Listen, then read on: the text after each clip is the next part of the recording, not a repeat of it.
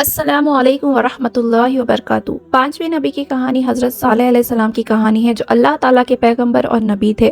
हज़रत सालेह अलैहिस्सलाम को अल्लाह ने कौम समूद की तरफ नबी बनाकर भेजा। कुरान में हज़रत सालेह अलैहिस्सलाम का तज़किरा कई मरतबा आया है और उनकी कौम को एक सबक की हैसियत से जिक्र किया गया है। उनकी कहानी अल्लाह की कुदरत, सब्र और हिदायत का एक निशान है। हज़रत सालेह अलैहिस्सलाम को कौम समूद की तरफ नबी बनाकर भेजा गया था। कौम समूद कौम आद के बाद आने वाली कौम थी। ये कौम अरब के इलाके हिज्र में रहती थी, जो कि आजकल के सऊदी अरबिया में अल हिजरा या मैदान सलेह के नाम से मशहूर है। ये लोग बहुत ताकतवर, अमीर और खुशहाल थे और पत्थरों को काटकर पहाड़ों में इमारतें बनाने में माहिर थे। लेकिन ये लोग बुत परस्ती और गुनाह में मुब्तला हो गए थे। अल्लाह ताला ने हज़रत सालेह अलैहिस्सलाम को अपनी कौम की हिदायत के लिए नबी बनाकर भेजा। हज़रत सालेह अलैहिस्सलाम ने अपनी कौम को अल्लाह की वहदानियत और उसकी इबादत की तरफ बुलाया और बुत परस्ती से रोका। उन्होंने उन्हें समझाया कि अल्लाह की तरफ से आज़ाब आ सकता है अगर वो अपने रास्ते से बाज ना आए। हज़रत सालेह अलैहिस्सलाम की कौम ने उनकी दावत को रद्द कर दिया और उनका मजाक उड़ाया। उन्होंने कहा कि हज़रत सालेह अलैहिस्सलाम तो हमारे ही बीच से एक आदमी है जो अल्लाह के पैगंबर होने का दावा करते हैं।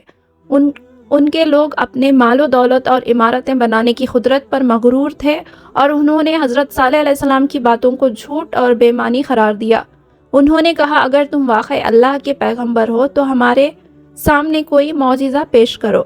हज़रत सालेह अलैहिस्सलाम की कौम के लोगों ने उनसे मौजिज़ा का मुतालिबा किया। अल्लाह ताला ने उन्हें एक बहुत बड़े ऊंट नाखा के मौजिज़े के तौर पर भेजने का हुक्म दिया। हज़रत सालेह अलैहिस्सलाम ने उनकी कौम के सामने एक पत्थर से एक अजीम नाखा निकाला जो अल्लाह का मौजिज़ा था।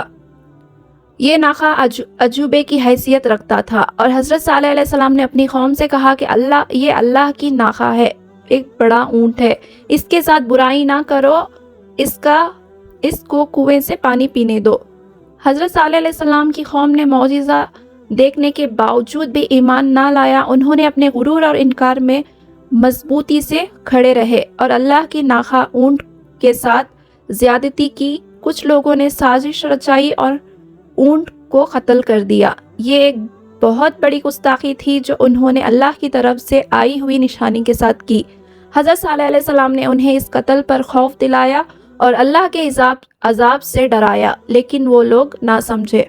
हज़रत सालेह अलैहिस्सलाम की कौम ने जब उनके पैगाम और मौजिज़ा का इनकार कर दिया और नाखा को कत्ल करने का जुर्म किया तो अल्लाह ने उन पर अजाब भेजने का फैसला किया। हज़रत सालेह अलैहिस्सलाम ने अपनी कौम को चेतावनी दी कि 3 दिन के अंदर अल्लाह का अजाब आ जाएगा।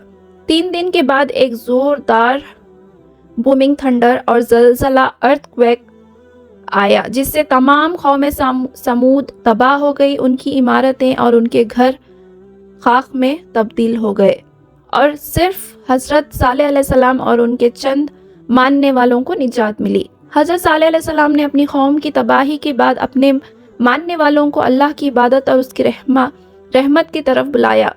उन्होंने उन्हें अल्लाह की कुदरत और उसकी वहदानियत की अहमियत को समझाया। उन्होंने कहा कि एक सबक है उन लोगों के लिए जो अल्लाह के हुक्मों को पशीर हैं और इनकार करते हैं।